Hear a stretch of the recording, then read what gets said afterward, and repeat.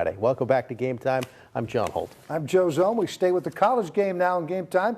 Pleased to be joined on the set by the head coach of the Sacred Heart Pioneers, Coach Mark Nofri. Coach, thanks for coming in. I know it's a busy time in football season. You carve out an hour or so for us, and we appreciate it. Thank you. Thanks for having me. Absolutely. You're coming off a big win. You're 4-1. How long do you let your team enjoy when you get a special win like that? Is it a 24-hour window, or boom, off the bus and here we go? Coaches, it's probably Saturday night when you go to bed. You start thinking about the next opponent. But the kids, they enjoyed it through Sunday. You know, it was good for them Saturday night when they got back, and then Sunday, you know, we had practice, a lift, and a lot of treatments, and pretty much Sunday night we put it to bed afterwards, and we start focusing on the next opponent. And as coaches, like you said, you can enjoy it Saturday night, but Sunday morning your mind's already on the next opponent. What is a win like this when you beat a nationally ranked team for the first time in program history on the road after they scored right off the bat? We're talking about Delaware. You beat an established program. What does it do for the identity and the exposure for your program? Well, it says that, number one, it's the first time we played a CAA school. And we had great success, last year. And the kids wanted to, raise the bar a little bit more, and they wanted to play a CAA school. And when you play a school like Delaware, who's won national championships and has been to the playoffs year in and year out, to go down there in that environment and win, I don't think you can say enough about the kids that I have on the team. Their resiliency and the way they played, and they played together and hard, and they fought. They battled and they fought, and I couldn't be more proud of them. But it kind of says something about the program and where we were, 2 or 3 years ago to where we are now, and hopefully we can continue to climb and maybe schedule some more CAA schools down the road in the future. When I look at a team that's got 4 wins and the 1 loss, and was there something in that loss that you saw that you knew that it was something you could turn around and you could use to inspire them to some other wins? The losses, people say sometimes, it's good that your team loses earlier, that, they getting a little too, relaxed or things like that. I don't believe that. To me, a loss is a loss and never a good loss.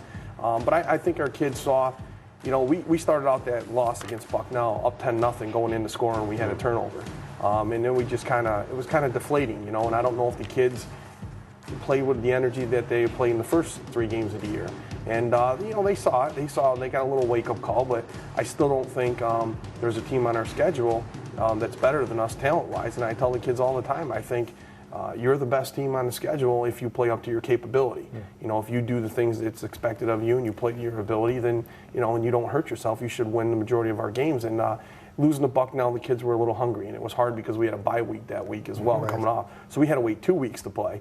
And they were excited to go down to Delaware, but I think it left a bad taste in their mouth with a little bit of a chip on their shoulder, and they came out ready to play at Delaware, and they were excited for it. It showed. 2-9 your first season. This is your 3rd year, and then the turnaround has started, including a playoff appearance a year ago. Had to go play at Fordham. Made that game real tight late in the game. What was taken from that experience, and how much is it motivating and driving the program to get another taste of that in the playoffs? Well, it was a great experience, number one, because the school's never been to a playoff game before, an NCAA football playoff game, and I played with a lot of juniors last year. The majority of my kids are juniors who've been playing since their freshman year.